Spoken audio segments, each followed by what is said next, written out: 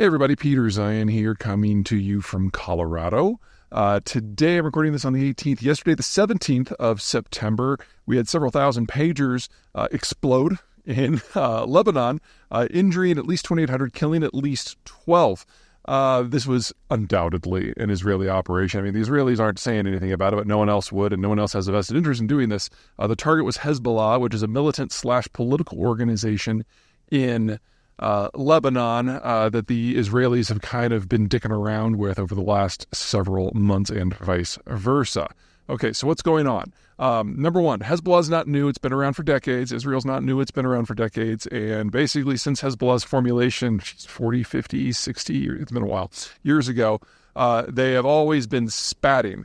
Things have evolved over the last 15 years in a more peaceful direction. The two haven't come to direct blows since a brief air war in the aughts.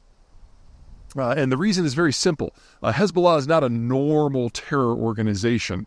They also have a political wing that is part of the government in Lebanon. So there's a whole class of people in Hezbollah who don't see a vested interest in firing rockets into northern Israel because they now are part of the power structures. And if you challenge Israel in a way that Israel feels that the tanks need to move, there's nobody in the neighborhood who can stand up to them. So you get this kind of hybridized organization where there's a militant wing and there's a political wing. And I'm not suggesting any of them are nice people, but not everybody wants to have a war. In fact, even on the militant side, in the aftermath of the Hamas attacks of last year, Hezbollah knows that they are very fortunate that Israel has its hands full with basically a suppression operation in Gaza.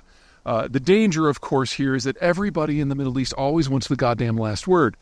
So both of them have been doing attacks on each other, the same with the Iranians, in order to get the last word. But since no one will let anyone else have the last word, we keep having these layered attacks that go up and then go down, go up and go down, go up and go down.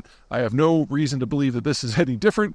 I don't think it's going to lead to a general war, but Hezbollah will feel like it has to respond.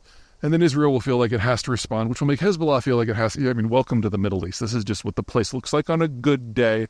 And this does not change my assessment that the Middle East is still the calmest part of the world and has been for a little over 2 years now. Okay, put that aside. What about this attack specifically? Well, a few things. First of all, this is clearly against international law. Using a civilian network, the telephone network, to trigger civilian devices, pagers, in civilian areas, Lebanon, is clearly not legal. But because Hezbollah has that militant wing and they've been launching missiles and rockets into Israel, I really don't see anyone who matters bringing a court case against the Israelis for this one. So that's kind of like the minor side show issue. Far more important, this was a pretty sophisticated attack. I mean, the Israelis have had a lot of intel failures over the last few years. They completely missed the Gaza operation. They're botching their counterattacks into Gaza now. This should have been done months ago, and they're making no appreciable progress. They're having to go back over areas that they've cleared over and over and over again, and this has the makings of a quagmire operation for them.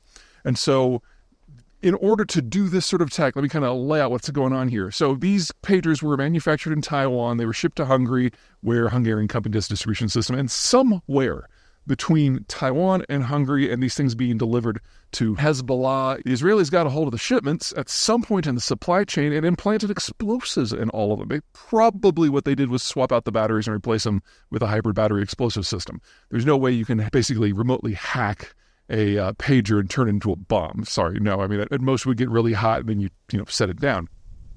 So the sophistication to do that without anyone noticing and getting into thousands of people's hands is kind of impressive. There's also the operational aspect. The reason Hezbollah uses pagers is because cell phones can be easily tracked if you know what to do. Pagers only send a signal when they're on, and it's just a much simpler technology, but makes it much safer if you're going to do something that you think might invite the Israelis to drop a bomb on your head. Well, the Israelis have now hit a couple thousand people who were part of the Hezbollah supply chain distribution system. I mean, it's not like everyone who has a pager in Lebanon got hit, just the people who had gotten a pager from Hezbollah.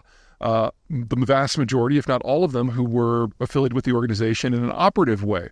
So the next step here is that the Israelis undoubtedly had observers in the hospitals across Lebanon, and now have either confirmed or identified hundreds, if not thousands, of Hezbollah agents and operatives. And you want to talk about a rich intel trove, it doesn't get much better than that.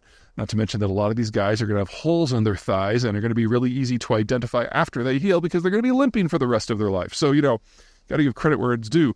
That was a brilliant operation. And then finally, it raises the question of what else have the Israelis been up to? I mean, after those intel failures, there was an open question as to whether or not Israel had lost its mojo. Clearly, at least some people within their intelligence services have not. And if you can interrupt a supply chain that is that interesting for pagers, what else can you do? Because, manufactured goods in Lebanon, they don't make anything. Everything is imported. So that's an opportunity for the Israelis to reach out and tackle anything that Hezbollah might have an independent supply system for. Today, on the 18th, we found basically a second wave walkie-talkies, something else that is hard to hack, that exploded, that probably injured another 300 people. And again, now you've got a bunch of Hezbollah folks walking around missing fingers. So the Israelis are not done here, and Hezbollah will react here, but we have seen a level of sophistication in Israel today and yesterday that we just haven't seen in the last few years. Whether they're doing this because they have some broader plans, who knows? Whether they're doing this just because this is the most recent in the tit for tat, I don't have an answer for you on that. But what I can tell you is operationally, Hezbollah has now been marked, and a more traditional assassination campaign now would be so much easier than it was just 3 days ago.